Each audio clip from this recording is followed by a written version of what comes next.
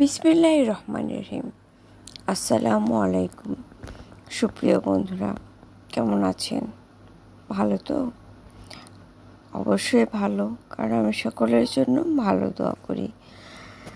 তাই কেউ খারাপ থাকবে এই চিন্তা আমি কখনোই করি না। আর আমার জন্য সবাই দোয়া করবেন। আজকে একটি সুন্দর ভিডিও নিয়ে আপনাদের সাথে কথা বলবো। মুগ পটল, অর্থাৎ মুগ ডাল ও পটল দিয়ে একটি রেসিপি।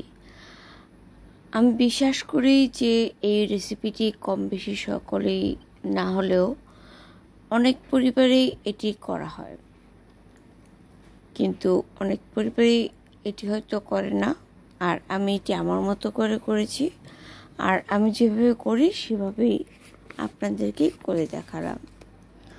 আর আমি বরাবরই একটি খাবার আপনাদের সামনে তুলে ধরি ওই খাবারের গুণগত মান নিয়ে।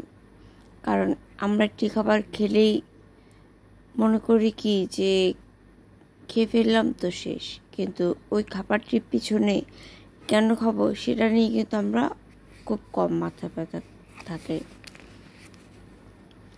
আর আজকের রেসিপিটি কিন্তু সোনায় সোহাগা। কেন বললাম? কারণ আজকের মেইন উপাদান হচ্ছে পটল এবং মুগ ডাল। আর এই দুটি জিনিসই একদম হাতের কাছে। আর এই রেসিপিটি কিন্তু আপনি বিশেষ করে টিফিন হিসেবে খেতে পারেন। যে কোনো স্কুল, কলেজ বা অফিসের টিফিনে, বা যে সমস্ত বাচ্চাদেরকে নিয়ে অনেক মায়েরা একটা টেনশনে থাকেন যে আমার বাচ্চাটি সঠিক এবং ব্যালেন্স পুষ্টি পাচ্ছে তো, সেই সব মায়েদের জন্য কিন্তু এটি একটি দুর্দান্ত রেসিপি। আর এখন জেনে নিই পটল এবং মুগ সম্পর্কে কিছু কথা।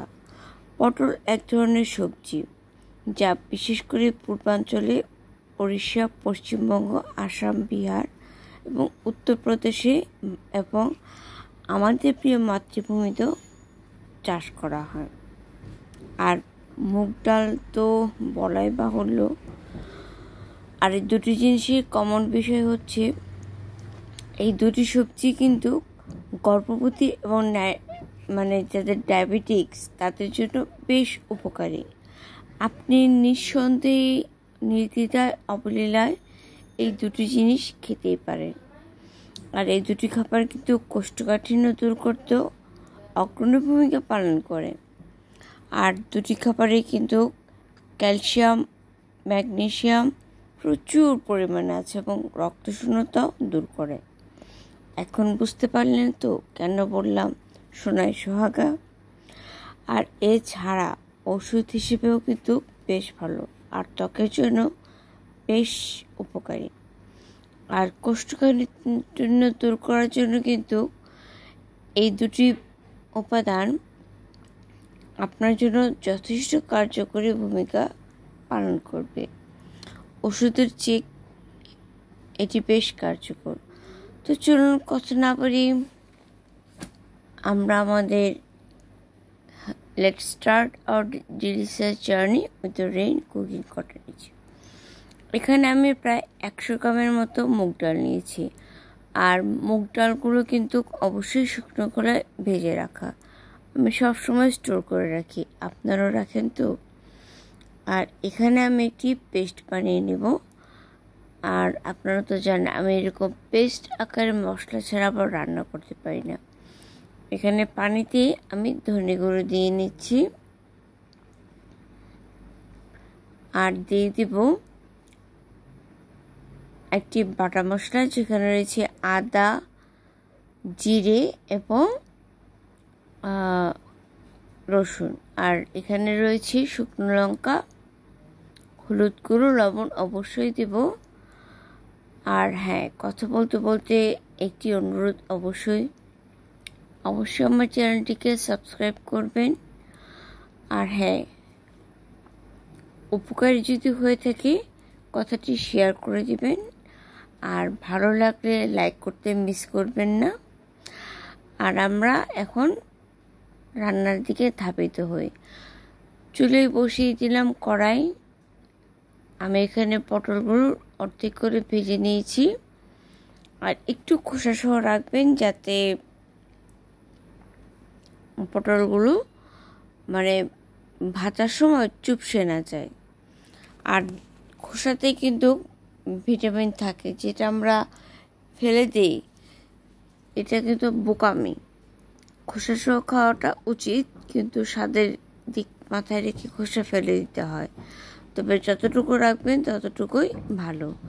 আর একেবারেই ভাজবেন না। আর আমি কিন্তু এখানে হলুদ বা নুন কিছুই দিইনি, কারণ এই হলুদ নুন দিলে কীরকম কালারটা নষ্ট হয়ে যায়। একটা সুন্দর রাজকীয় স্বাদের খাবার খাবো, দেখতেও তো একটা সৌন্দর্য লাগে, তাই না? এখন আমি ওই তেলে পেঁয়াজ কুচি দিয়ে নিয়েছি, আর এখন ওই বানিয়ে নেওয়া পেস্ট দিয়ে দিলাম। আর অবশ্যই চাল মানে উনুনের আঁচটা ততটুকুই রাখবেন যতটুকু রাখলে আপনার মানে পুড়ে না যাবে। আর দেখুন, এখানে আমি কিন্তু অর্ধেক করে ভেজে নেওয়া পটলগুলো দিয়ে দিব। আর তখনই দিব যখন আমার ওই তেলটা ছেড়ে আসবে, ওই পর্যায়ে গিয়ে।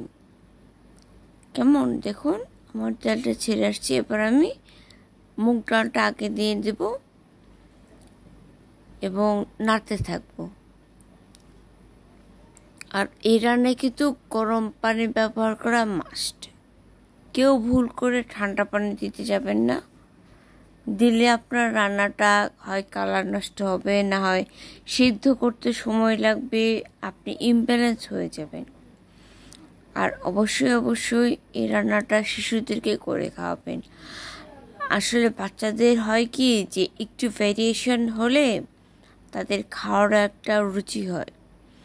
প্রতিদিন একতরফা খাবার খেতে খেতে আমরা বড়রাই হাঁপিয়ে উঠি। আর বাচ্চাদেরকে যদি একটু বৈচিত্র্যতা দেওয়া যায়, ওরা ভিন্নতা খুঁজে পায়, খেতে ভালো লাগে। দেখুন, আমি একটু গরম মশলা দিয়ে নিচ্ছি, গোটা গরম মশলা, যেখানে তেজপাতা, এলাচ, লবঙ্গ সব কিছুই আছে। এবং তারপর ভাজা পটলগুলো দিয়ে দিব।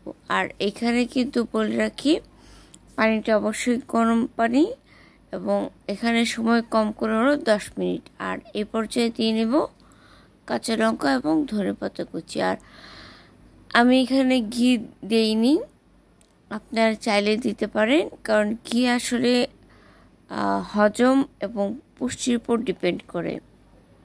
আপনার ভালো লাগলে দিবেন, আর ভালো না লাগলে দিবেন না। আর এই রান্নাটা কিন্তু আপনি পোলাও বা খিচুড়ি বা রুটি, লুচি, পরোটা, যে কোনো খাবারের সাথে খেতে পারেন। বিশেষ করে যারা নফল রোজা রাখেন আমার মতো, তারা তো রাতের ডিনার হিসেবে জমজমাট করে খেতে পারেন চোখ বন্ধ করে। কারণ ডাক্তার বা পুষ্টিবিদরা অবশ্যই নফল রোজাদারদের জন্য এই ধরনের খাবারটি সাজেস্ট করবে। আর কারা কারা আমার মতো নফল রোজা রাখেন অবশ্যই বলবেন, কেমন? আর এরকম ভ্যারিয়েশন রান্না করে খাবেন, একবার হলেও মাস্ট ট্রাই। আর এখানে যখন আপনি প্রোটিন তো পাচ্ছেন, ডাল অবশ্যই লোয়ার প্রোটিন, এবং ডালকে বলা হয় গরিবের মাংস, কেমন? আর যে কোনো ওই যে বললাম, অফিস বা স্কুলের টিফিনে অবশ্যই নিয়ে যাবেন। আপনি যদি একটু বৈচিত্র্যময় খাবার খান, আপনার কলিগদের মাঝেও আপনি আলাদা একটা রেসপেক্ট পাবেন। কারণ প্রতিদিন লাঞ্চ আওয়ারে মাংস খাওয়াটা কিন্তু স্বাস্থ্যের জন্য ঝুঁকিপূর্ণ। কারণ অনেকেই দূরপাড়ায় জার্নি করেন, আবার অনেকেই দেখা যায় যে ওয়েদারে ব্যালেন্স করাটা স্বাস্থ্যের পক্ষে সমস্যা হয়ে দাঁড়ায়। আবার অনেকে ফিনান্সিয়ালেরও একটা সমস্যা থাকে। তো সব দিক বিবেচনা করে টিফিনের জন্য রান্নাটা কেমন হলো অবশ্যই এটা কমেন্ট করে বলবেন। ঠিক আছে, আজ তবে এ পর্যন্তই। Enjoy your self, be happy and stay with piece and সালামুন কলাম মির রব্বির রহিম। আল্লাহ হাফেজ। ভালো থাকুন, সুস্থ থাকুন। সকলের জন্য শুভকামনা রইল।